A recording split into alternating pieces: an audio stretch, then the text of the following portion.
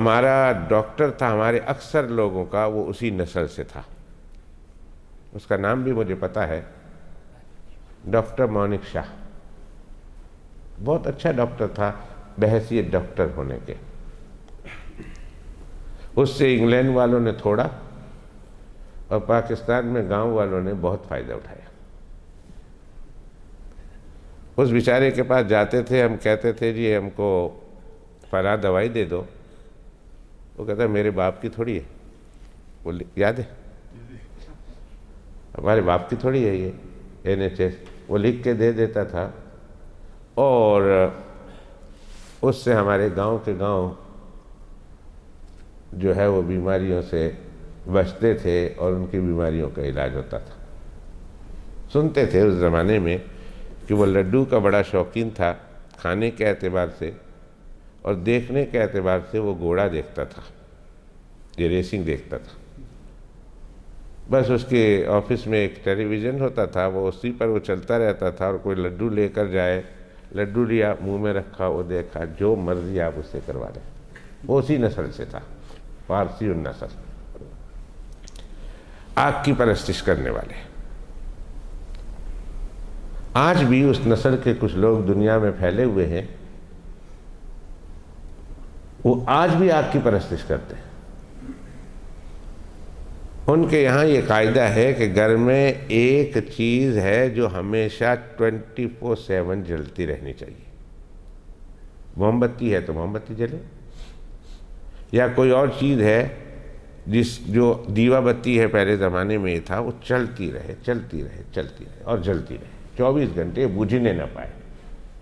ان کا یہ عقیدہ ہے اگر یہ بجھ گیا تو ہم بجھ گئے، ہماری قسمت بجھ گئی، اس لیے کہ ان کا خدا ہے، اور ان کے خدا کو ان کو زندہ رکھنا اور ان کے خدا کو باقی رکھنا یہ ان کی قسمت کی نشانی ہے۔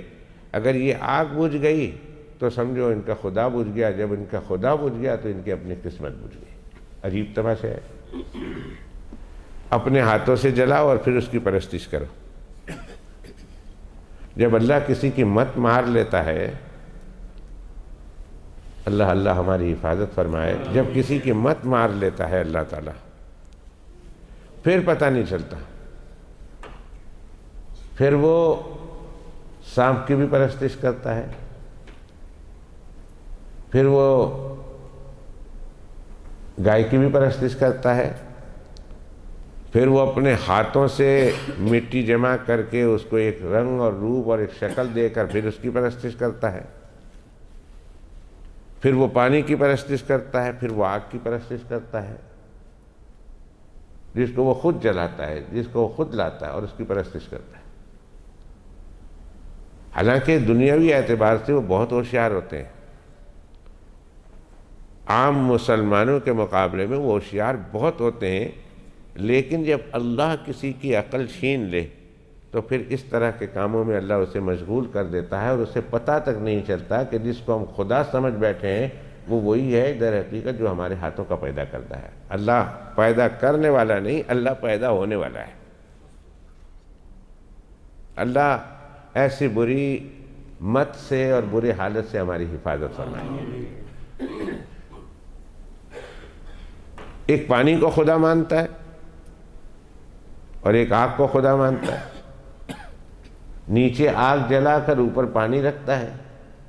اب دو خداؤں کی لڑائی دیکھو، نعوذ باللہ، ایک پانی کو خدا، ایک آگ کو خدا۔ اب ایک آدمی نے چولہا جلایا، لکڑی جلائی، نیچے آگ جلائی، اوپر پانی رکھا۔ نیچے کا خدا اگر زیادہ جوش میں آیا تو اوپر کا خدا اڑن چھو اڑ گیا، اس لیے کہ نیچے آگ جو زور سے جلی ہے، 10 منٹ وہ ادھر ادھر ہوا تو اوپر کا خدا اڑن چھو، اور اگر اوپر کا خدا نے زیادہ جوش مارا اور ہانڈی سے پانی گرا تو نیچے کا خدا اڑن چھو۔ اتنی بھی تمیز وہ نہیں رکھتے، اور ادھر حقیقت ان کی اپنی بات نہیں، اللہ سبحانہ و تعالیٰ کی عطا پر موقوف ہے۔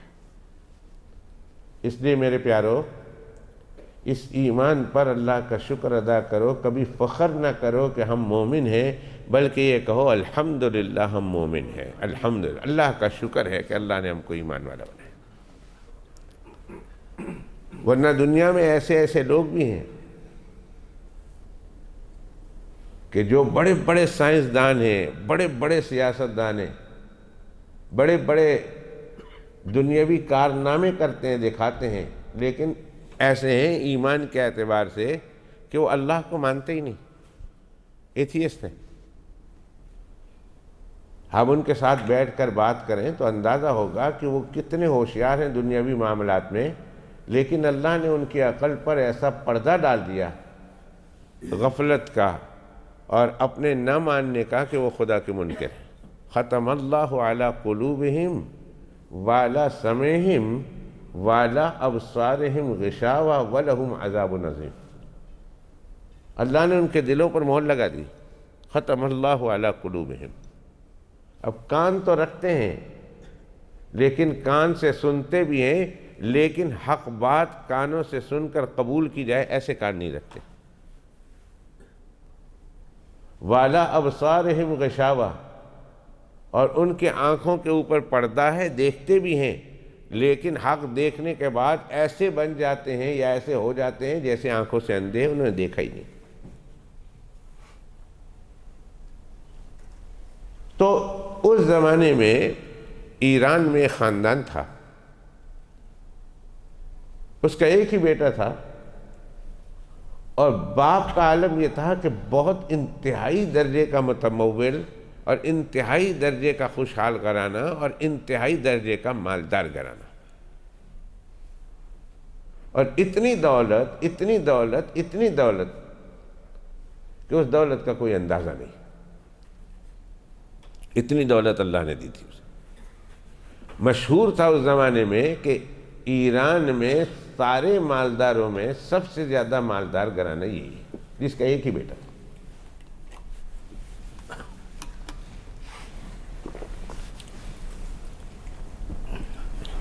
اس گھرانے کا وہ جو بچہ تھا، اس کی ایک ہی ذمہ داری تھی، بس اس کی ذمہ داری یہ تھی کہ گھر میں جو آگ جل رہی ہے، بیٹا تم نے اس آگ کو بجھنے نہیں دینا، تیل کم ہو جائے تو تیل ڈال دینا، یا اس زمانے میں جو طریقے سے اس نے اپنے گھر میں اپنے خدا کو زندہ رکھنے کی ترتیبیں جو بنائی تھی، ان ترتیبوں پر گویا ان کو ذمہ دار بنا دیا تھا کہ بیٹا تم نے اس ذمہ داری کو سنبھالنا ہے اور آگ کو بجھنے نہیں دینا۔ اور رہ گیا کاروبار، اس کے کرنے والے ہمارے بہت سارے خادم ہیں، نوکر ہیں، نوکرانی ہیں، تمہیں اس کی کوئی پرواہ نہیں ہونی چاہیے، بس تمہارا کام یہ ہے کہ گھر میں جو خدا ہے ہمارا، اس خدا کو زندہ رکھو، اور اس میں کوئی غفلت نہ ہونے پائے۔ تیل ڈالنا ہے تو تیل ڈال دو، موم بتی اگر ہے تو اگر یہ ختم ہو رہی ہے تو دوسری موم بتی جلا دو، دوسری ختم ہو گئی تیسری موم بتی جلا دو، تمہارا کام صرف یہ ہے کہ اپنے خدا کے لک آفٹر کرو۔ نعوذ باللہ من ذالک۔ کیسا عجیب خدا کہ خدا وہ ہے جو ساری دنیا کی لک آفٹر کرتا ہے، یا خدا وہ ہونا چاہیے جو ساری دنیا کے لک آفٹر کرے، مگر ان کا خدا وہ ہے کہ جس کی لک آفٹر انسان خود کرے۔ ہنسنے کی بات نہیں، رونے کی بات ہے۔ جب اللہ کسی کی مت مار دیتا ہے پھر اسے ہدایت نہیں ملتی، نہیں ملتی۔ اور دوستوں، ہم مومن ہیں، ہمارا اپنا زور نہیں، یہ اللہ کا کرم ہے کہ ہم جیسے گنہگاروں کو اور ہم جیسے کمزور انسانوں کو اور ہم جیسے کم عقل والوں کو اللہ نے صحیح راہ دکھائی ہے۔ اللہ کا شکر، اس پر اللہ کا شکر ہمیشہ کرتے رہو۔ اللہ تیرا شکر ہے کہ ہم کمزور صحیح، ہم ہر اعتبار سے دوسرے لوگوں سے نیچے صحیح، لیکن اے اللہ ایمان کے اعتبار سے، ہدایت کے اعتبار سے تو نے صحیح راہ پر لگایا ہے، اللہ مرتے دم تک اس راہ پر لگائے رکھنا۔ اِنَّكَ لَا تَهْدِي مَنْ أَحْبَبْتَ۔ قرآن مجید کی آیت نازل ہوئی 20ویں پارے میں ہے، سورۃ القصص میں۔ کب نازل ہوئی؟ جب ابو طالب کا انتقال ہوا۔ چچا تھے اللہ کے پیغمبر علیہ السلام کے، اور بہت ہیلپر تھے، بہت زبردست ہیلپ۔ 48 ایئرس تک، تقریباً 50 سال تک اپنے چچا کی انہوں نے ہیلپ کی، اپنے بھتیجے کی انہوں نے ہیلپ کی، اس چچا نے، حضرت علی رضی اللہ تعالیٰ عنہ کے والد۔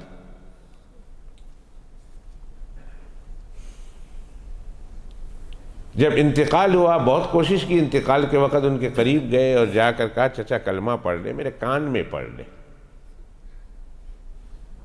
میں قیامت کے دن اللہ سے لڑ جھگڑ کے آپ کو جنت لے جاؤں گا، میرے کان میں پڑھ لے۔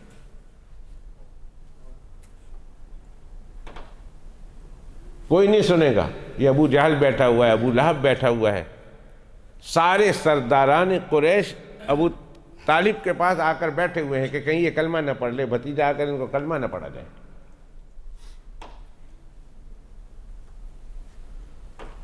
چچا نے کہا نہ، اگر میں نے اس وقت کلمہ پڑھ لیا بھتیجے، تیری بات کو میں نے مان لیا اور اس وقت کلمہ پڑھ کے میں مسلمان ہو گیا، تو عرب کی بوڑھی عورتیں تانا دیں گی کہ ابو طالب موت کے ڈر سے کلمہ پڑھ کے چلا گیا۔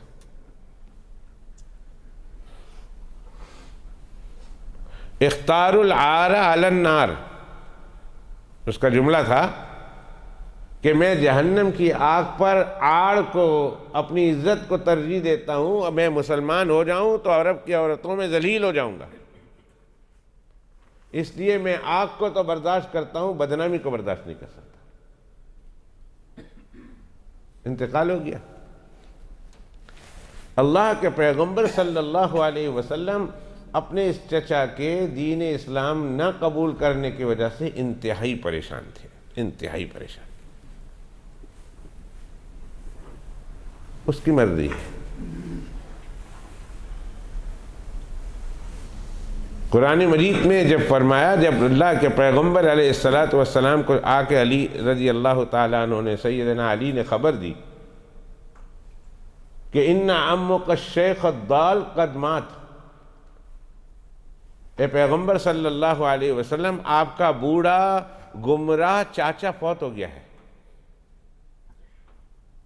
اپنے ابا کے بارے میں کہا ان عمک الشیخ الضال قد مات، تمہارا بوڑھا چاچا، گمراہ چاچا فوت ہو گیا۔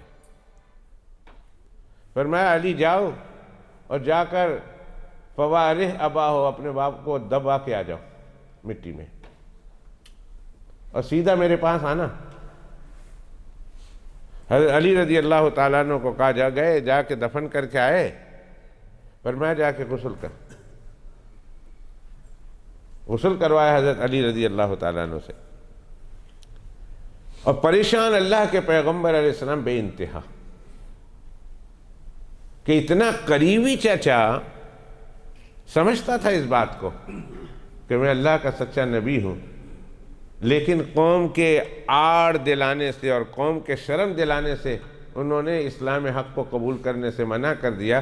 بہت بے انتہا دکھ ہوا اللہ کے پیغمبر علیہ السلام کو۔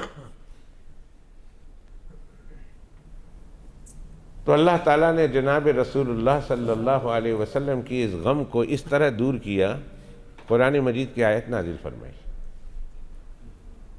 20واں پارہ ہے، سورۃ القصص ہے، اور غالباً 11واں رکوع ہے۔ فرمایا انک لا تہدی من احببت ولکن اللہ یہدی من یشاء وہو اعلم بالمہتدین۔ جبرائیل علیہ السلام آ گئے، آ کر کیا خبر دی؟ اے میرے محبوب، انک لا تہدی من احببت، جس کے بارے میں آپ چاہیں کہ اسے ہدایت مل جائے، یہ ناممکن ہے، ایسا نہیں ہوتا۔ ہدایت کا دینا میرا کام ہے، اور ہدایت کسی انسان کی چاہت پر موقوف نہیں ہے کہ جو کسی کے بارے میں چاہے اسے ہدایت مل جائے، میں اسے ہدایت دے دوں۔ یہ میرا اپنا خالصتاً فیصلہ ہے، جس کو میں چاہوں گا ہدایت ملے گی۔ انکا لا تہدی، بے شک آپ ہدایت نہیں دے سکتے، من احببتا، جسے آپ چاہیں، ولیکن اللہ یہدی من یشاء، ہاں اللہ تعالیٰ جسے چاہیں اسے ہدایت ملتی ہے۔ جب یہ آیت کریمہ نازل ہوئی تو حضرت بلال رضی اللہ تعالیٰ عنہ مکہ کی گلیوں میں اچھلتے جاتے تھے، کودتے جاتے تھے، ناچتے جاتے تھے اور اس آیت کریمہ کی تلاوت کرتے تھے، انتہائی خوش ہیں، انتہائی خوش۔ کسی نے کہا بلال آج تو بہت خوش نظر آتا ہے، تو حضرت بلال رضی اللہ تعالیٰ نے فرمایا کیوں میں خوش نظر نہ ہوں کہ آج اللہ سبحانہ و تعالیٰ نے بڑی عجیب آیت نازل کی ہے، اور یہ آیت سناتے تھے۔ کہا بلال اس میں خوشی کی کیا بات ہے؟ فرمایا خوشی اس لیے ہے کہ اللہ نے ہدایت اپنے قبضے میں رکھی ہے، اگر پیغمبر کے قبضے میں ہدایت رکھتے تو پہلے پیغمبر علیہ السلام اپنے خاندانوں میں ہدایت بانٹتے، پھر محلے والوں میں ہدایت بانٹتے، پھر شہر والوں میں ہدایت بانٹتے، پھر ملک والوں میں ہدایت بانٹتے، اور اس طرح ہدایت چلتی چلتی چلتی رہتی، اور میں حبشہ کا رہنے والا، پتہ نہیں مجھے کب ہدایت ملتی یا اس سے پہلے میں مر جاتا۔ اللہ کا شکر ہے کہ اللہ نے ہدایت اپنے قبضے میں رکھی، مکہ والوں کو محروم کر دیا، مکہ کے بڑے بڑے سرداروں کو محروم کر دیا، اور بلال کو حبشہ سے بلا کر اسلام قبول کرا دیا۔ میں کیوں خوش نہ ہوں؟ ہدایت میرے اللہ کے قبضے میں ہے۔ کہ کہاں سے حبشہ سے بلال کو بلایا، اور کہاں سے روم سے صہیب کو بلایا، اور کہاں کہاں سے یمن سے کس کو بلایا، کہاں کہاں سے کس کو بلایا، اور اللہ سبحانہ وتعالیٰ نے ان کو بلا کر ہدایت دے دی، اور مکہ والے معروم ہیں، بڑے بڑے لوگ معروم ہیں۔ ابو جہل اللہ کے پیغمبر علیہ السلام کے خاندان کا مارا گیا کفر کی حالت میں۔ ابو لہب سگ کے چچا ہے، چچی ہے، چچا زاد بھائی ہیں، یہ سارے کے سارے بے ایمان دنیا سے رخصت ہوتے ہیں۔ قرآن شریف میں تبت یدا ابی لہب وتب سیصلی نارا ذات لہب وامرأتہ، سگے چچا ہیں۔ تو دوستو ہمارا کوئی کمال نہیں کہ ہم مسلمان ہیں، اللہ کا فضل ہے کہ اللہ نے ہم کو ایمان دیا ہے۔ میرے دوستو ساری زندگی اس ایمان پر اللہ کا شکر ادا کرتے رہو کہ اے اللہ تیرا شکر ہے، تیری توفیق سے ہم مسلمان ہیں، اے اللہ کبھی ناراض ہو کر اپنی یہ توفیق ہم سے چھین مت دینا، کبھی ناراض ہو کر یہ ایمان کی دولت ہم سے چھین مت دینا۔ میری دعاؤں میں ہمیشہ ایک دعا ضرور رہتی ہے، اے اللہ جس طرح آپ نے اپنی رحمت سے ہمیں ایمان دیا، ہم نے تو مطالبہ بھی نہیں کیا تھا۔ کسی کو یاد ہے کہ انہوں نے اللہ سے کہا ہو کہ ہمیں مسلمان بنانا ہے؟ کیا کوئی چٹھی لکھی تھی، کوئی اپلیکیشن لکھا تھا، کوئی کچھ کیا تھا، اللہ سے کہا تھا ہم نے کہ ہمیں مسلمان بنایا؟ نہ، اللہ نے خالصتاً اپنی رحمت سے ہمیں مسلمان بنایا۔ اور پھر میری دعا میں یہ ہوتا ہے، اے اللہ آپ نے مسلمان بنایا، اس پر ہم آپ کا شکر ادا کرتے ہیں۔ اب تو آپ سے ہم درخواست بھی کرتے ہیں، دعا بھی کرتے ہیں، اور آپ سے ہم مانگتے بھی ہیں کہ میرے اللہ دنیا سے بھی ایمان کے ساتھ رخصتی نصیب کریں۔ بڑے بڑے لوگ آئے، بڑے بڑے لوگ کہ مومنانہ حالت میں آئے اور دنیا سے کافرانہ حالت میں گئے۔ پیدا ہوئے تو مسلمان تھے، جم پل مسلمان ہے، پیدا ہوتے ہی ایک کان میں اذان اور دوسرے کان میں تکبیر دی گئی، باپ نے اسلامی نام رکھا، مسجد گئے، قرآن شریف پڑھا، انہوں نے کتابیں پڑھی، اسلامیات معلوم کی، بلکہ اللہ حفاظت کرے، اللہ حفاظت کرے، اللہ حفاظت کرے۔ بڑے بول اللہ نہ بلوائے کہو آمین۔ بعض تو وہ ہیں کہ جنہوں نے اپنے سینوں میں قرآن مجید کو اتارا اور حافظ قرآن ہوئے اور کئی سالوں تک محراب سنایا، رمضان المبارک سنائی، لیکن مرنے سے پہلے اسی زندگی میں اپنے ایمان کو الوداع کر دیا، مرتد ہو گئے، بے ایمان ہو گئے۔ اور ایک نہیں، کئی ایک واقعات میرے آنکھوں کے سامنے، پتہ نہیں کون سا ایسا عمل کر دیا، پتہ نہیں ان سے کون سا ایسا عمل ہو گیا، اور وہ عمل کرنے میں اتنے جری ہو گئے، اتنے بہادر ہو گئے، اور اس عمل کے کرنے کے بعد اس پر معافی بھی نہیں مانگی۔ اور ایسا کون سا عمل جو اللہ کو اتنا ناراض کر بیٹھے کہ اللہ سبحانہ و تعالیٰ نے ان سے ایمان کی توفیق چھین لی۔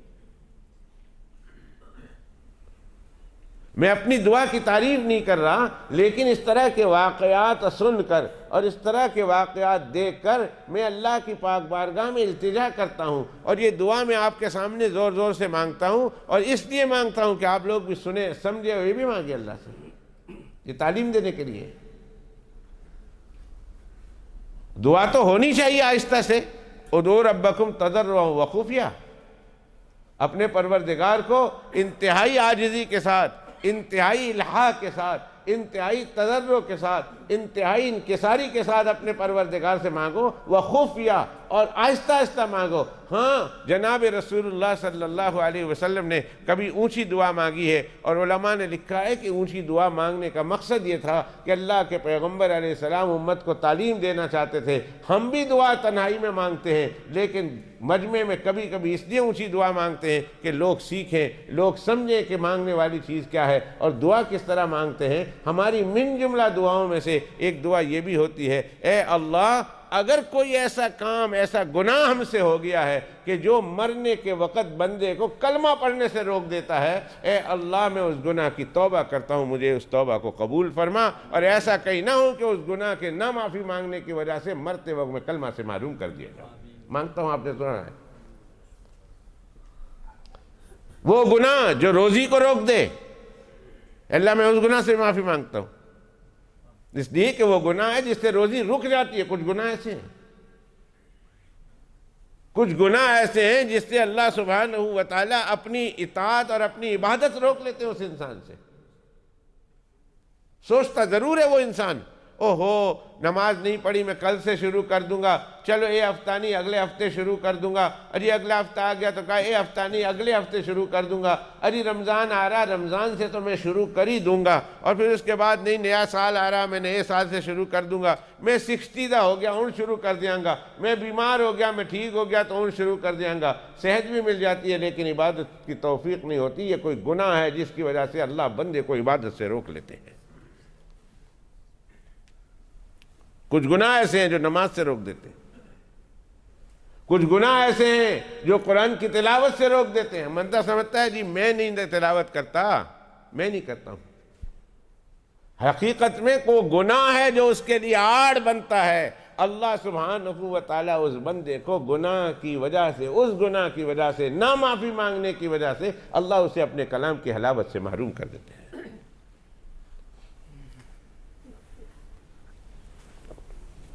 گناہ کی قسمیں،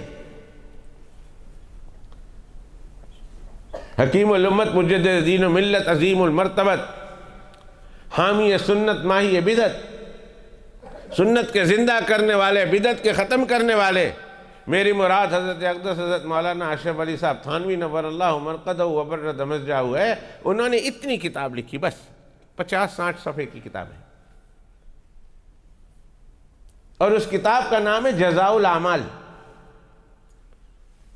اب تو انگلش والے بھی نہیں کہہ سکتے کہ جی ہم کو اردو نہیں آتی،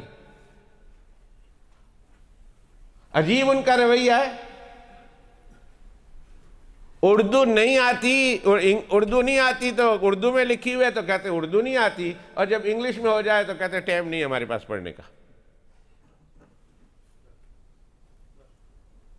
یعنی انہیں نہیں پڑھنا ہے تو صاحب بول دو بھائی نہیں پڑھنا ہے، کہتے اردو نہیں آتی، اور جب اردو نہیں آتی ہے چلو تمہارے لیے انگلش میں کتاب ہے تو کہا ٹائم نہیں ہے۔ اب یہ کتاب انٹرنیٹ پر ملتی ہے، انگلش میں بھی ملتی ہے اور اردو میں بھی ملتی ہے۔ جزاء الاعمال تو جتنی چاہیے اسے اردو میں لے لیں، اور انگلش میں بھی ملتی ہے۔ اس جزاء الاعمال میں حضرت تھانوی نور اللہ مرقدہ وبرد مزجہ نے حدیث پاک اور قرآن مجید کی آیت سے ثابت کیا ہے کہ فلاں برا کام کرنے سے اللہ فلاں علم سے محروم کر دیتے ہیں، اور فلاں بیماری اس پر مسلط کر دیتے ہیں، اور فلاں کام کرنے سے اللہ فلاں نعمتوں سے عطا کرتے ہیں، اللہ سبحانہ وتعالیٰ فلاں کاموں کے کرنے کی توفیق دیتے ہیں۔ بہت زبردست کتاب ہے، بہت مختصر ہے، اور حدیث پاک سے ثابت کیا کہ نیک اعمال کی جزا دنیا میں کیا ہے اور برے اعمال کی سزا دنیا میں کیا ہے۔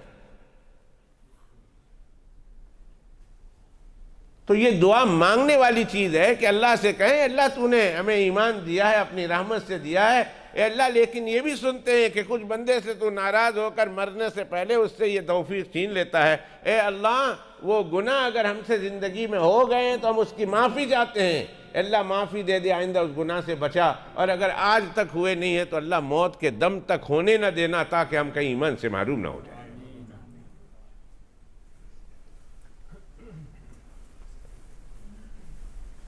تو وہ بندہ نوجوان لڑکا ایران کا رہنے والا، اس کے باپ نے کہا تھا بیٹا اللہ نے پیسے بہت دیے اور کاروبار چلانے کے لیے خادم بہت ہے، تمہارا کام کاروبار بھی سنبھالنا نہیں ہے، تمہارا کام لوگوں کے پاس جانا آنا بھی نہیں ہے، وہ سارے کام کاج میرے نوکر کریں گے، بیٹا تمہارا کام یہ ہے کہ گھر میں جو ہم نے خدا جلا رکھا ہے اس خدا کو بجھنے نہ دینا۔ وہ آگ کی پرستش کرتے تھے اور آگ کو خدا سمجھتے تھے۔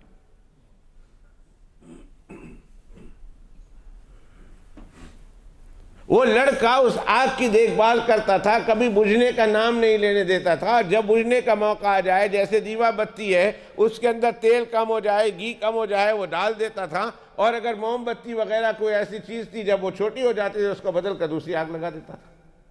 24 گھنٹے ان کے گھروں میں آگ لگی رہتی تھی، اور ان کا یہ عقیدہ میں بتلا چکا ہوں کہ ان کا عقیدہ تھا کہ خدا بجھ گیا تو ہم بجھ گئے، خدا گیا تو ہم گئے۔ تو اپنے خدا کو زندہ رکھنے کی ہر جتن کوشش کرتے تھے اور ہر طرح سے اس کا خیال رکھتے تھے۔ ایک دن اس کے باپ تھوڑا بیمار ہوا، نزلہ زکام کی کیفیت ہوئی، باپ نے کسی کے پاس جانا تھا پیسے لینے کے لیے، چیزیں بیچنے کے لیے، تاجر تھا بہت بڑا، وہ جا نہیں سکا تو اس نے اپنے بیٹے کو بلایا، اور بیٹے کو بلانے کے بعد کہا بیٹا تو جا فلاں آدمی کے پاس جا، اور فلاں آدمی کے پاس جا کر اس سے اتنے پیسے اٹھا کر لیا اور اس کو فلاں چیز دے کر آ جا۔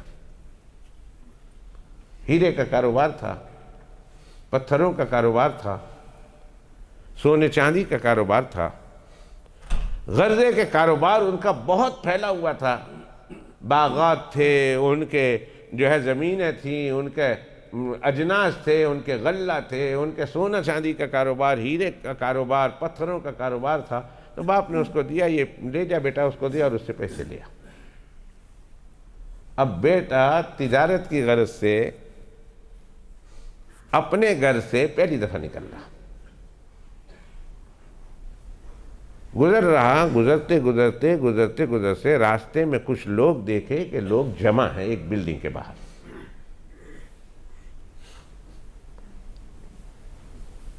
انہوں نے وہاں کھڑے ہو کر پوچھا بھائی تم لوگ جمع کیوں ہو یہاں؟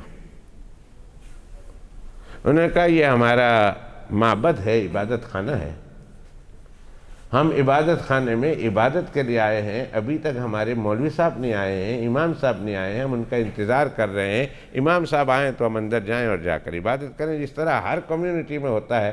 آپ نے دیکھا ہوگا سنڈے کے دن چرچ کے باہر لوگ جمع ہوتے ہیں، اب دور و دراز سے آتے ہیں تو ایک دوسرے سے مل کر بات کرتے ہیں۔ جمعہ کے بعد بھی ہماری مسجد کے باہر لوگ کھڑے نہیں رہتے، ادھر کھڑے رہتے ہیں، ادھر کھڑے رہتے ہیں، ادھر کھڑے رہتے ہیں۔ بہت دنوں کے بعد ملاقات ہوئی، ہفتے میں ایک دفعہ ملاقات ہوئی ہے، چلو کھل کے بات کر لیتے، 10 منٹ 15 منٹ وہاں کھڑے رہتے ہیں۔ اس طرح وہ لوگ وہاں کھڑے تھے۔ پوچھا گیا کہ کیوں کھڑے ہو؟ انہوں نے کہا ابھی ہمارے امام صاحب آنے والے ہیں، ہماری نماز کا وقت ہے، ہماری عبادت کا وقت ہے، اور ہماری عبادت ہم اس کے کرانے کے لیے ابھی ہمارے امام صاحب آئیں گے، ابھی ہمارے مولوی صاحب آئیں گے، ابھی ہمارے پریسٹ آئیں گے، اور انہوں نے آ کر ہم کو عبادت کرانی ہے، تو ہم ابھی تک آئے نہیں ہیں، اس لیے باہر کھڑے ہیں، جب آئیں گے تو اندر چلے جائیں گے۔ تو وہ لڑکا ان سے کہنے لگا کیا میں بھی تمہارے ساتھ عبادت کر سکتا ہوں؟ انہوں نے کہا یو موسٹ ویلکم، کیوں نہیں تمہارے ساتھ عبادت کر سکتے ہو؟ انہوں نے کہا اچھا مجھے یہ بتا دو تم اندر جا کر عبادت کرو گے تو کس کی کرو گے؟ چہرے مورے سے تو تم بہت اچھے لگتے ہو، تمہارے چہروں پر نور کے آثار ظاہر ہو رہے ہیں، ایسا لگتا ہے تم کسی سچے مذہب کو ماننے والے ہو، بتاؤ تم آگ کی پرستش تو نہیں کرتے؟ انہوں نے کہا توبہ توبہ، ہم آگ کی کا پرستش کرتے، آگ تو خود مخلوق ہے، اور تمام مخلوق میں انسان تمام مخلوق کا سردار ہے، اور جب انسان تمام مخلوق کا سردار ہوا تو ایک سردار ہو کر اپنے غلام کی بلا تم نے کسی کو تابعداری کرتے ہوئے کسی کے سامنے جھکتے ہوئے دیکھا ہے؟ آگ بھی مخلوق، پانی بھی مخلوق، دنیا بھر کی مٹی بھی مخلوق، سب جہاں کی سب چیز مخلوق ہے ماں سوائے اللہ کے۔ تو اللہ سبحانہ و تعالیٰ نے ہمیں تمام مخلوقوں کا سردار بنایا ہے، یعنی کائنات کی ہر چیز اللہ نے ہمارے لیے بنائی ہے اور اللہ نے ہم کو اپنے لیے بنایا ہے۔ کھیتیاں سرسبز ہے تیرے لیے، درختوں پر پھل پھول لگے ہوئے ہیں وہ تیرے لیے، کھیتوں میں لے لہارے ہیں، چاول ہے، گندم ہے، جو ہے، جو کچھ بھی ہے وہ تیرے لیے بنایا۔ یہ زمین، یہ آسمان، یہ سورج، یہ چاند، یہ ستارے، یہ پہاڑ، یہ سمندر، یہ سب کچھ اللہ نے تیرے لیے بنایا، مگر اے انسان ان سب چیزوں کو اللہ نے تیرے لیے بنایا۔ چڑیا سے لے کر ہاتھی تک اور زراف سے لے کر زیبرا تک، یہ سب کی سب چیزیں اللہ نے تمہارے لیے بنائی ہے، لیکن تم کو اللہ نے ان میں سے کسی چیز کے لیے نہیں، ان کو اللہ نے تم کو اپنے لیے بنایا ہے۔ یہ سب تمہارے خادم ہیں، سب نوکر ہیں۔ ہاتھی سے کام نہیں لیتے، ہم زیبروں سے کام نہیں لیتے، ہم بڑے بڑے جانوروں سے، بیل سے کام نہیں لیتے، حالانکہ قوت طاقت میں ہم سے کتنے بڑے ہیں، کتنے زیادہ ہیں۔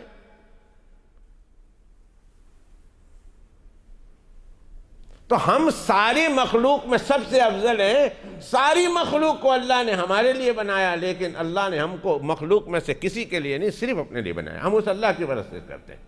انہوں نے تبلیغ دینی شروع کر دی، انہوں نے بتانا شروع کر دیا۔ وہ سوچنے لگا یار بات تو صحیح کر رہا، عقل میں آنے والی بات ہے، آگ کو ہم زندہ رکھتے ہیں، ہمارا خدا آگ ہے، اور اس آگ کو زندہ رکھنے کے لیے ہمیں کئی جتن کرنے پڑتے ہیں، تیل ڈالنا پڑتا ہے، گھی ڈالنی پڑتی ہے، اس کو لک آفٹر کرنا پڑتا ہے، کہیں بجھ نہ جائے، کہیں کوئی بجھا نہ دے، ہمیں تو ہزاروں جتن کرنے پڑتے ہیں۔ یہ خدا کیسے ہو سکتا ہے؟ ان کی بات، ان کے کچھ لہجے، ان کے طریقہ تبلیغ سے بہت ان کو پسند آیا۔ انہوں نے کہا اچھا میں تمہارے ساتھ تھوڑی دیر کے لیے عبادت میں مصروف رہتا ہوں، میں بھی اس اللہ کی عبادت کرنا چاہتا ہوں، مجھے اجازت ہے؟ انہوں نے کہا اجازت ہے۔ اتنے میں امام صاحب آ گئے، سب اندر گئے، اور اندر جا کر اس زمانے کے طریقے کے مطابق، ان کے شریعت کے مطابق انہوں نے عبادت شروع کر دی۔ یہ بھی مشغول ہو گئے۔ یہ واقعہ جناب رسول اللہ صلی اللہ علیہ وسلم کی تشریف آوری سے پہلے کا ہے، اور اس زمانے کا مذہب عیسائیت تھا، نصرانیت تھا۔ عیسیٰ علیہ السلام کی تعلیمات پر اور کتاب تورات پر اور کتاب انجیل پر عمل کرنا ان کی زندگی کا بہترین معمول تھا، اور یہی اسلام تھا اس زمانے میں۔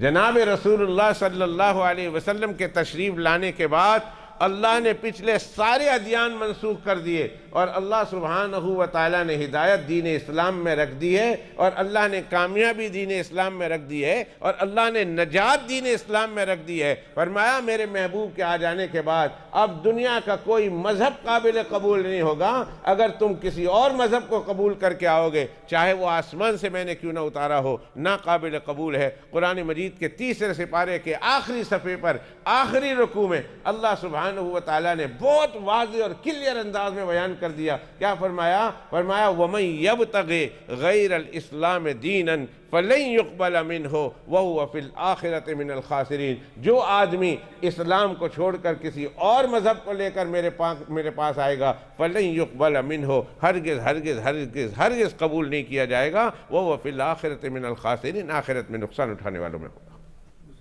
اسلام آ گیا، جناب رسول اللہ صلی اللہ علیہ وسلم کا دین آ گیا، اللہ کے آخری نبی آ گئے۔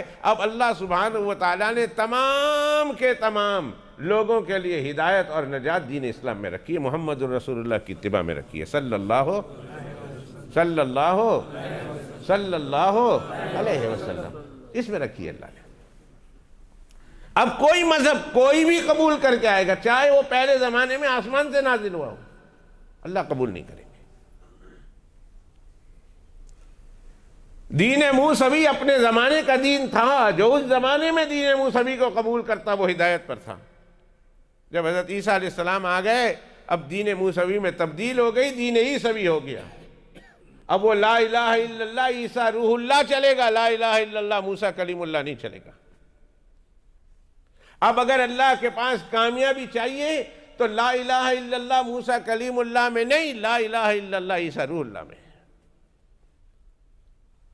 اور جب جناب محمد الرسول اللہ صلی اللہ علیہ وسلم تشریف لائے، اللہ نے کہہ دیا کہ اب تمہیں کامیابی دنیا کی اور آخرت کی اور جہنم سے نجات لا الہ الا اللہ محمد الرسول اللہ میں ہے، نہ لا الہ الا اللہ موسیٰ کلیم اللہ میں ہے، نہ لا الہ الا اللہ عیسیٰ روح اللہ میں ہے۔ وہ اپنے زمانے کا صحیح سکہ تھا، لیکن وہ دین منسوخ ہو چکا۔ اب انگلینڈ کا 50 کا نیا نوٹ نکلا ہے، 20 کا نیا نوٹ نکلا ہے، 10 کا نیا نوٹ نکلا ہے۔ اگر آپ پرانے 10 کے نوٹ مارکیٹ میں چلانا چاہیں تو چلیں گے؟ آپ اسے کہیں کہ پرانے نوٹ ہے اس کو چلا لو، 19 کے ہیں، 1920 کے ہیں، 1930 کے ہیں، مجھے یہ لے لو اور مجھے اس کے بدلے اتنا انگور دے دو، اتنا ایپل دے دو، وہ دے گا؟ کبھی بھی نہیں۔ بھائی یہ نوٹ تھے، صحیح ہے، یہ برٹش نوٹ ہے، یہ ہمارے ہی نوٹ ہیں، لیکن یہ اپنے مارکیٹ میں چلنے کے قابل نہیں ہے، منسوخ ہو چکے ہیں۔ اگر تم نے بدلی کرانا ہے تو بینک آف انگلینڈ نے اتنی فیسلٹیز دی ہے کہ بینک آف انگلینڈ میں جا کے جمع کرا دو، وہ تم کو اس کا بدلہ دے دے گا، لیکن مارکیٹ میں نہیں چلے گا۔ مارکیٹ میں تو جدید نوٹ چلے گا، اس لیے کہ نیا دور ہے۔ اللہ کے پیغمبر علیہ السلام کے آنے سے پہلے لا الہ الا اللہ موسیٰ کلیم اللہ اپنے زمانے کا صحیح کلمہ تھا، عیسیٰ علیہ السلام کے زمانے میں عیسیٰ روح اللہ صحیح کلمہ تھا۔ محمد الرسول اللہ کے آ جانے کے بعد اب نہ عیسیٰ روح اللہ چلے گا، نہ موسیٰ کلیم اللہ چلے گا، اب چلے گا تو صرف اور صرف محمد الرسول اللہ چلے گا، صلی اللہ علیہ وسلم، صلی اللہ علیہ وسلم، صلی اللہ علیہ وسلم۔ اس نوجوان لڑکے نے جب یہ سنا، اس کے دل کو اچھا لگا کہ بات تو اچھی کر رہا، بات تو اس نے بڑی بہترین کی کہ ہم مخلوق ہیں، اللہ کی ساری مخلوق میں سب سے افضل۔ گویا ہم نے دنیا میں، وہ تو ویسے بھی مالدار تھے اور اس کے ہزاروں خادم تھے، ہزاروں خادم، ہزاروں نوکرانی۔ اس نے کہا میں نے اپنے گھر میں کبھی یہ نہیں دیکھا کہ میرا باپ کسی نوکر کے سامنے جھکے، کسی باندی کے سامنے جھکے، کسی اپنے سے کم لوگوں کے سامنے جھکے، میں نے تو نہیں دیکھا۔ سارے لوگوں کو میرے باپ کے سامنے جھکتے ہوئے اور ان کے سامنے جو ہے سر جھکاتے ہوئے اور ان سے جھک کر ملتے ہوئے دیکھا، لیکن میرا باپ تو آخر باس ہے۔ تو ہم بھی ساری اللہ کی مخلوق اور ساری کریشن میں we are the best creation of اللہ سبحانہ و تعالی، اور ہمارے لیے کیسے جائز ہے کہ ہم اپنے سے لو درجے کی کریشن کو خدا مان کر اس کے سامنے جھک جائے؟ کیسے ممکن ہے؟ ہم تو نہیں مانتے۔ ان کے ساتھ گیا اور ان کے ساتھ جا کر آدھا گھنٹہ 1 گھنٹہ، جو اس زمانے میں عیسائی عبادت کرتے تھے ان کے لیے بھی 2 نمازیں تھیں، 2 نمازیں۔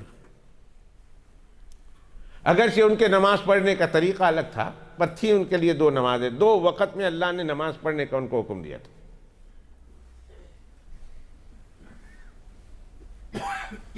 یہی وجہ ہے کہ جب سیدنا محمد الرسول اللہ صلی اللہ علیہ وسلم معراج کی رات میں اللہ سے ملے اور اللہ سے مل کر 50 نمازوں کا تحفہ لے کر آئے، تو راستے میں حضرت موسیٰ علیہ السلام سے ملاقات ہوئی۔ کہا کیا دیا اللہ نے تحفہ میں؟ کہا 50 نمازیں دی۔ کہا ارجع الی ربک فاسأل التخفیف، واپس جائیے اللہ کے پاس، جا کر اللہ سے درخواست کیجئے کہ اللہ 50 نمازیں بہت زیادہ ہیں، کچھ کم کر دیجئے۔ فرمایا انی عالجت بنی اسرائیل اشد المعالجہ، بھائی مجھے اللہ تعالیٰ نے نبی بنایا اور بھیجا ان کے پاس، اور اللہ نے 2 نمازیں دی، اور اتنے میں نے ان کے لیے تدبیریں کی ہے، اتنے علاج کیے ہیں۔ میری امت تو 2 رکعت نماز، 2 رکعت نماز، 2 ٹائم کی نماز نہیں پڑھتی تھی، تیری امت 50 ٹائم کی نماز کیسے پڑھے گی؟ جائیے اور جا کر اللہ سے کہیے کہ اللہ ہلکی کر دے، ہلکی کر دے، ہلکی کر دے، تھوڑی کر دے۔ 2 نمازیں ان کے ذمہ بھی تھی، انہوں نے پڑھی نماز اور چلے گئے۔ یہ اپنے کام پہ گیا لڑکا، اور لڑکا کام سے آنے کے بعد اپنے باپ کے پاس آیا اور کہا جی میں نے آپ کی چیز اس کو دے دی، اس نے آپ کو یہ چیز دی۔ باپ بڑا حیران اور پریشان،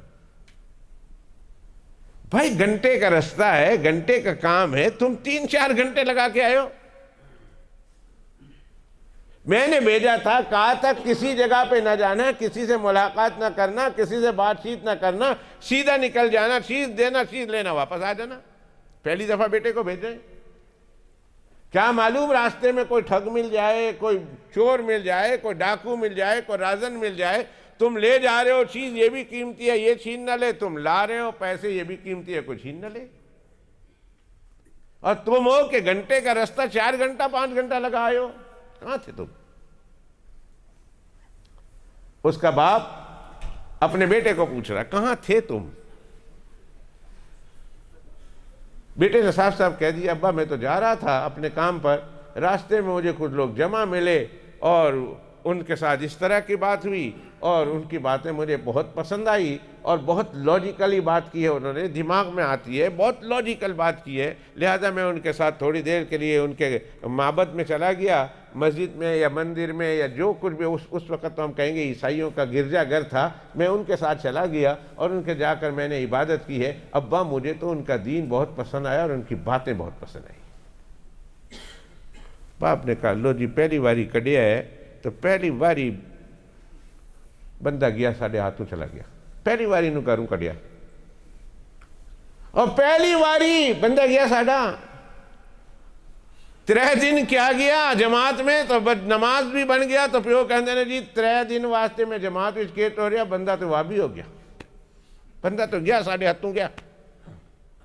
2 دن کے لیے جاتے ہیں، بندہ 5 وقت کی نماز پڑھتا ہے، 2 دن کے بعد اس کے ایمان میں ایسی تبدیلی آتی ہے، وہ گھر آ کے تبلیغ کرتا ہے، پاپا تو کیوں نہیں نماز پڑھتا، تو بھی پڑھ میرے نال، ماما تو کیوں نہیں پڑھتی، تو بھی پڑھ، پیڑا نو کہندا تسی کیوں نہیں پڑھتے، تسی پڑھو، ماما پیو بھی تو ماں بھی تو پیڑا بھی تو پرا بھی کناں نو ہاتھ لاندے نے، 2 دن واسطے اسی تینوں جماعت ہی ٹوریا اور تو سانو اپنے اگے لا رہا، آئندہ تو خبردار جو جماعت وچ گیا تے، خبردار جو اس طرح دی محفل وچ گیا تے، تو نہیں جا سکتا، نماز جو نہیں پڑھنی۔ تو بچہ سیدھے راستے پر جا رہا، اس کو نہیں کہتا بیٹا تو چلا جا، ہم لوگ بھی تیرے پیچھے پیچھے آ جائیں گے، بیٹا تو چلا جا، اس کا کام ہی روک دیتے تاکہ وہ ناسے نہ بنے اور ہمیں نصیحت نہ کرے۔ باپ نے بچے کو گھر میں نظر بند کر دیا، نوجوان بچہ پہلی باری گیا اور وہاں سے اپنا دین بیچ کر آ گیا اور کہہ گیا کہ بھئی میں تمہارا مذہب مجھے پسند آیا، میں تمہارے مذہب کے بارے میں تحقیق کرتا ہوں اور میں تمہارا مذہب مجھے پسند آیا، میں قبول کرتا ہوں۔ لہذا بچہ وہاں سے آیا اور آتے ہی باپ کی نگاہوں میں تو گمراہ ہو گیا۔ باپ نے کہا نظر بند کر دو، یا باہر نکلنے نہ پائے، اسے گھر کی دنیا میں رکھو، بالکل کوشش ہوگی اس کی یہ باہر نکلے، اسے باہر نکلنے نہیں دینا۔ پہلے دار اس پر مقرر کر دیے کہ دیکھو اس پہ نگاہ رکھنا، باہر نہ جائے۔ غلام تھے، باندیاں تھی جو اس کی نوکر چاکر تھی، کھانے پینے میں اس کے ساتھ خوب اچھا معاملہ کرتی تھی، پہننے کپڑے کے بارے میں، اس طرح کے بارے میں، سارے معاملے میں اچھا، لیکن باہر جانے کی اجازت نہیں۔ پھر بندہ جیل میں بھی ہونا تو ایک آدھ سپاہی توڑ ہی دیتا ہے، یہ دستور ہے دنیا کا۔ جیلر جب دیکھتا ہے، جیل میں جب سپاہی دیکھتے ہیں کہ بندہ آیا ہے اور بندہ بڑا نیک ہے، یہ نیکی کی وجہ سے پھنسا ہے، اچھی بات کرنے کی وجہ سے اسے اندر داخل کیا گیا ہے، ورنہ اس کا کوئی جرم نہیں، قانون اس نے نہیں توڑا۔ تو اکثر وہ ہوتے ہیں جو اس پر وہی نگاہ رکھتے ہیں جو دوسرے قیدیوں پر رکھی ہے، لیکن کچھ کے دلوں میں اللہ بات ڈال دیتا ہے، ان کے ساتھی یار بن جاتے ہیں۔ سینکڑوں خادم اور ان خادموں میں 2-4 اس کے دوست ہو گئے۔ انہوں نے کہا یار میرے ایک کام کر دو، نے کہا کہ کہا ادھر جاؤ، ادھر جا کر ان سے کہو کہ تمہارا دین کا منبع کدھر ہے، کہاں سے یہ دین پھیلتا اور پھلتا ہے اور پھولتا ہے، اور اس کے جاننے والے ماہرین ہیں کہاں؟ ایران میں تو کوئی نہیں، ایران تو ایک کونے سے لے کر دوسرے کونے تک اور یہاں سے لے کر وہاں تک سارے کے سارے زرتشت، سارے کے سارے آگ کو خدا ماننے والے، ماں سوائے چند لوگوں کے جو بھی فارینرز ہیں جو باہر سے آئے ہیں۔ تو تم لوگوں کا منبع، تم لوگوں کا مرکز، تم لوگوں کا جو ہے ابتدا کہاں سے ہوئی ہے، کہاں جا کر میں تمہارے دین کے بارے میں مزید باتیں معلوم کر سکتا ہوں؟ پھر جا کے پوچھ گیا۔ اور جب وہ پوچھ کے آیا انہوں نے کہا ملک شام سے. ملک شام یہاں سے جو ہے عیسائیت کا بہت بڑا غلبہ ہے، اور عیسائیت کے بڑے بڑے سردار اور بڑے بڑے امام اور بڑے بڑے جو ہے مولوی اور بڑے بڑے پیر اور بڑے بڑے راہب اور بڑے بڑے علامہ، یہ سب ملک شام میں رہتے ہیں. اس نے کہا اگر کوئی قافلہ جانے والا ہو تو ہم کو بتا دینا، ہم بھی تمہارے ساتھ ملک شام جائیں گے. مجھے بتا دینا کہ کون سے دن کون سا قافلہ یہاں سے ملک سیریا جا رہا، آپ لوگ جا رہے ہیں، کوئی اور دوسرے 4-5 آپ لوگ تبلیغ کر رہے ہیں، لوگوں کو اپنے دین کی طرف بلا رہے ہیں، اور پھر اس کے بعد آپ آگے بھیج رہے ہیں. تو جس دن قافلہ جا رہا ہوگا مجھے بھی بتا دینا، میں بھی چلا جاؤں گا. بات طے ہو گئی. ایک رات پیغام آیا کہ بھائی ہمارے کل صبح ہم جا رہے ہیں، اگر تم نے جانا ہے تو تم آ جاؤ. اس نوجوان کو یہ پیغام آیا. اس نے تیاری کر لی، کچھ ہیرے رکھ لیے، کچھ جواہرات رکھ لیے، کچھ سونا رکھ لیا، کوئی چاندی رکھ لی، کوئی قیمتی پتھر رکھ لیے، غرضے کہ اس نے ٹھیک ٹھاک مال سامان اپنے ساتھ لے لیا کہ راستے میں کہیں ضرورت پڑ جائے تو ان میں سامان کو خرچ کر کے اپنی ضرورت پوری کر سکتا ہوں. اور صبح ہونے سے پہلے پہلے وہ نکل آیا، اور نکل آنے کے بعد قافلے کے ذریعہ سے وہ ملک شام کی طرف روانہ ہو گیا. قافلہ ملک شام کو جا رہا تھا، یہ روانہ ہو گیا. باپ اور اماں روزانہ ملنے آیا کرتی تھی ان سے. آج ابا اور امی جب ان سے ملاقات کے لیے آئے تو دیکھا بیٹا غائب، بیٹا نہیں ہے اس کمرے میں. بڑے حیران اور پریشان، بڑے حیران اور پریشان، میرا بیٹا کہاں گیا؟ اسی حیرانی اور پریشانی کے عالم میں ساری رات گزر گئی، اور بیٹا ہے کہ اس کا پتہ ہی نہیں. چاچا کے یہاں گیا، ماما کے یہاں گیا، خالہ کے یہاں گیا، دوستوں کے یہاں گیا، کہیں چھپ کے کہاں چلا گیا، پتہ ہی نہیں. ساری رات نوکروں کو اس کے ڈھونڈنے پر لگا دیا، بیٹا ہے کہ ملتا ہی نہیں. جب صبح ہوئی تو اس نے سمجھ لیا کہ میرا بیٹا شاید ملک چھوڑ کر، شہر چھوڑ کر کہیں نہ چلا گیا ہو، اور بیٹے کو ڈھونڈنے کے لیے اس نے دستے بنائے، اس نے جماعتیں بنائی اور کہا جاؤ میرے بیٹے کو ڈھونڈو. شہر میں تو نہیں ہے، شہر کے باہر جا کر ڈھونڈو، کسی اور ملک کی طرف جا رہا ہو اس ملک کے والے راستے پر چلے جاؤ، قافلہ والے ملے تو قافلہ والوں کو پوچھو میرا بیٹا کہیں ان کے ساتھ نہ جا رہا ہو. اب یہ وہ صحابی، اب وہ لڑکا جناب رسول اللہ صلی اللہ علیہ وسلم کو یہ واقعہ خود سنا رہا. ابھی اللہ کے پیغمبر علیہ السلام پیدا بھی نہیں ہوئے، یہ اس وقت کا واقعہ ہے. ابھی میرے آقا علیہ السلام دنیا میں بھی ابھی انہوں نے وجود نہیں پایا ہے، اس وقت یہ واقعہ چل رہا. اللہ کے پیغمبر علیہ السلام نے پوچھا، پھر فرمایا اللہ نے میرے مقدر میں لکھی تھی ہدایت، چونکہ میرا جذبہ صادق تھا. بات یہاں سے چلی تھی، اس بنیاد کو بھولنا نہیں کہ جب کسی انسان کا جذبہ صادق ہو، سچی طلب ہو اللہ تک پہنچنے کی، اللہ کے دین کو حاصل کرنے کی، جب سچی طلب ہو تو اللہ سبحانہ و تعالیٰ کسی نہ کسی طرح کہیں نہ کہیں سے ان کے لیے ایسے حالات پیدا کر دیتے ہیں کہ وہ اپنے مقصد میں کامیاب ہو کر آخرت میں بھی کامیاب ہوتا ہے، دنیا میں بھی کامیاب ہو جاتا ہے. شرط یہ ہے کہ طلب سچی ہو، اور بندہ دین کی سچی طلب لے کر محفل میں جا رہا ہو، مسجد میں آ رہا ہو کہ میں نے جا کے دین کی بات سننی ہے، میں نے دین حاصل کرنا ہے، اور دین حاصل ہو گیا تو میں نے اس پر عمل کرنا ہے، اور عمل کرنے کے بعد کوشش کروں گا کہ میں اپنے خاندانوں میں، اپنے رشتہ داروں میں، اپنے دوستوں میں، اپنے حلقہ احباب میں اس کو گھماؤں گا، اس بات کو پھیلاؤں گا. یہ میری ذمہ داری ہے. چنانچہ جس طرف وہ لڑکا جا رہا تھا ملک سیریا، ایران سے آپ ترکی جائیں اور ترکی کے بارڈر پاس کریں، پھر پرانی ترکی اور نئی ترکی جب یورپ میں آ جائیں، پھر آگے تھوڑا سا جائیں تو سیریا آ جاتا ہے.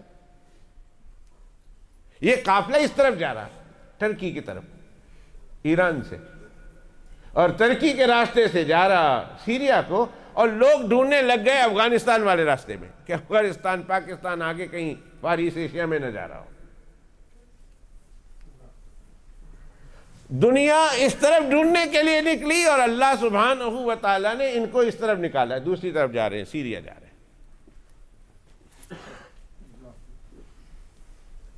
چنانچہ قافلہ والے ڈھونڈ کر تھک گئے، لیکن یہ نوجوان ان کے ہاتھوں نہ آیا۔ باپ انتہائی پریشان، ماں انتہائی پریشان، کیا ہو گیا میرے بیٹے کو؟ تھوڑی دیر ہم نے گھر میں نظر بند کیا تھا، وہ اس پر ساری زندگی کا روک تھوڑی لگایا تھا، کہاں چلا گیا ہے؟ بڑے پریشان، رو رہے ہیں، پیٹ رہے اپنے آپ کو، لیکن بیٹا ہے کہ وہاں سے ترکی سے نکل کر سیریا کی بارڈر میں چلا گیا اور دمشق پہنچ گیا۔ جب قافلہ والے دمشق پہنچے، ہم جس کو انگلش میں ڈمسکس بولتے ہیں، اردو میں ہم دمشق بولتے ہیں، جب وہ دمشق پہنچا، جہاں پہنچا وہ سیریا پہنچا، سیریا کے کیپٹل میں پہنچا۔ قافلہ والوں کے تو اپنے اپنے رشتہ دار تھے، اپنے اپنے دوست تھے، کاروباری لوگ تھے، وہ ان کے دوستوں کے یہاں چلے گئے، یہ اکیلا بیچ میں کھڑا رہ گیا، میں کہاں جا رہا ہوں؟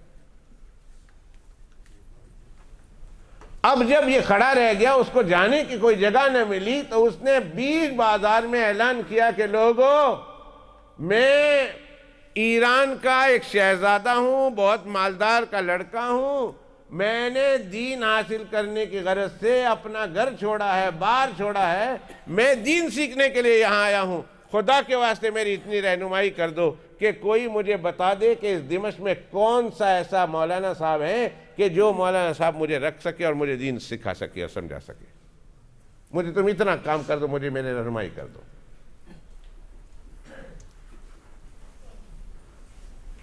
کہتے ہیں کہ جب اس لڑکے نے اعلان کیا، لوگ اس کو ارد گرد جمع ہو گئے، کہاں سے آئے ہو، کیسے ہو، بات چیت پوچھی، انہوں نے کہا ساری باتیں بتا دی، انہوں نے کہا پلیز مجھے ایسے راہب کا پتہ بتا دو، ایسے مولوی صاحب کا پتہ بتا دو، ایسے علامہ صاحب کا پتہ بتا دو، ایسے امام صاحب کا پتہ بتا دو، جس کے پاس جا کر میں دین متین اور دین اس سے بھی سیکھ سکوں، مجھے اس آدمی کا پتہ چاہیے جو مجھے سکھائے۔ اللہ کی شان، کسی نے کہا کہ یہ دمشق کی فلاں جگہ پر ایک بہت بڑا چرچ ہے، معبد ہے، وہاں چلے جائیں اور وہاں جا کر وہاں کا جو راہب ہے، وہ راہب سے آپ جا کر دین سیکھیں، وہ آپ کو سکھا دے گا۔ چنانچہ وہ وہاں گیا اور جا کر اس راہب کا پتہ کیا، لوگوں نے بتایا وہ تو اوپر مینارے پر رہتا ہے، روحانیت کی زندگی گزار رہا، ساری دنیا سے الگ تھلگ ہو کر، اوپر مینارے پر رہتا ہے اور وہیں رہ کر عبادت کرتا ہے اور نیچے کبھی بھی نہیں اکلتا، اور اگر جو نیچے اتر آئے لوگوں میں تو لوگوں میں کھلبلی مچ جاتی ہے کہ کوئی آفت آنے والی ہے، کوئی مصیبت آنے والی ہے، اس لیے کہ راہب فوراً اوپر ہی رہتا ہے یہاں تک کہ فوت ہو جاتا ہے۔ انہوں نے ساری دنیا کو ترک دنیا کر دی ہے اور اوپر ہی رہتے ہیں، لہذا تم نے اوپر جانا ہے، یہاں نیچے نہیں ملے گا۔ وہ اوپر گیا، مینارے پر گیا، دروازہ کھٹکھٹایا، اس نے کھولا، کہا کون؟ اس نے آنے کا مقصد بیان کیا، اس نوجوان نے کہا آ جاؤ۔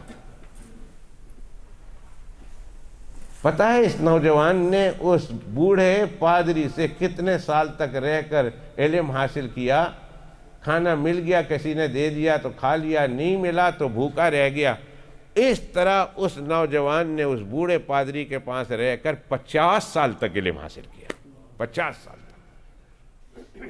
ان 50 سالوں میں نوجوان ایک دن کے لیے بھی مینارے سے نیچے زمین پر نہیں آیا۔ یکسوئی تو دیکھو،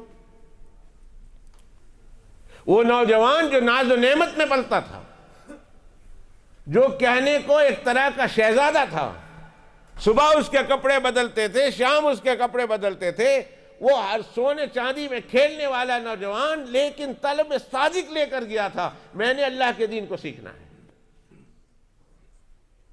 میں نے اپنی راہ کو متعین کرنا ہے، میں نے اللہ سبحانہ و تعالیٰ کی مرضیات کے مطابق زندگی گزارنا ہے، اور اس کے لیے جتنے بھی آزمائشیں آئیں، جتنے بھی تکالیف آئیں، ساری تکلیف کو برداشت کرنا ہے، تاکہ میں دنیا میں بھی کامیاب اور آخرت میں بھی کامیاب ہو جاؤں۔ دوستو یہ تبلیغی تقریر ہے، اور ہر تبلیغ والے کی زبان پر الفاظ بے شک مختلف ہو، لیکن ان کا مدعا یہی ہوتا ہے، دین سیکھ لو، دین سیکھ لو، دین سیکھ لو۔ اور دین سیکھنے کے بعد اس پر عمل پیرا ہو جاؤ، اور جتنی ممکن کوشش ہو سکے اس دین کو دنیا کے کونے کونے تک پہنچانا ہے۔ یہ ہمارے دین کا یہ آخری جو جملہ ہے یہ ہمارے دین کے لیے ہے، اس لیے کہ پہلے دینوں میں یہ تھا کہ آخر میں نبی آئیں گے، اور ہمارے آقا جناب رسول اللہ صلی اللہ علیہ وسلم کے بعد کوئی نبی نہیں آئے گا۔ اللہ نے دین کی ذمہ داری امت پہ ڈال دی ہے، اب یہ دین تم نے آگے لے جانا ہے۔ پہلے زمانے میں نبیوں اور ان کے خاص خاص لوگوں کے ذمہ تھا کہ بھئی تم نے دین کو پہنچانا ہے، خود دین سیکھو، اس پر عمل کرو۔ لیکن ہماری اس امت کی تیسری ذمہ داری ہے، خود سیکھو، اچھی طرح سیکھو، عمل کرو، اور عمل کرنے کے بعد دنیا کے کونے کونے تک اس دین کو پہنچاؤ۔ یہ تمہاری ذمہ داری ہے، ذمہ داری۔ قرآن مجید میں اللہ فرماتے ہیں وَلْتَكُمْ مِنْكُمْ أُمَّةٌ يَدْعُونَ إِلَى الْخَيْرِ وَيَأْمُرُونَ بِالْمَعْرُوفِ وَيَنْهَوْنَ عَنِ الْمُنْكَرِ۔ اور ایک موقع پر اللہ فرماتے کنتم خیر امہ، تم بہترین امت ہو۔ اللہ نے اس سے پہلے کئی امتیں بھیجی ہیں، ساری امتیں آئی ہیں، لیکن ان تمام امتوں میں تم سب سے بہترین امت ہو۔ کیوں؟ اے اللہ کیا ان کی 2 آنکھیں تھیں، ہماری 3 آنکھیں ہیں؟ یا اللہ ہماری 2 آنکھیں ان کی 1 آنکھیں تھی؟ کیا ان کے 1 کان تھے؟ کیا ان کا 1 پاؤں تھا؟ کیا ان کا 1 ہاتھ تھا؟ کیا ان کا 1 کان تھا؟ کیا وہ بولتے سنتے نہیں تھے؟ تو ہم ان جیسے ہی ہیں، تو ہم ان سے بہتر کیسے ہوئے؟ آپ قرآن مجید میں فرماتے ہیں 4تھا سپارہ ہے، 3را رکوع ہے، کنتم خیر امہ، تم بہترین امت ہو، اخرجت للناس، یہ وجہ ہے، یہ وجہ ہے۔ اللہ فرماتے ہیں میں نے تمہیں لوگوں کے لیے نکالا ہے،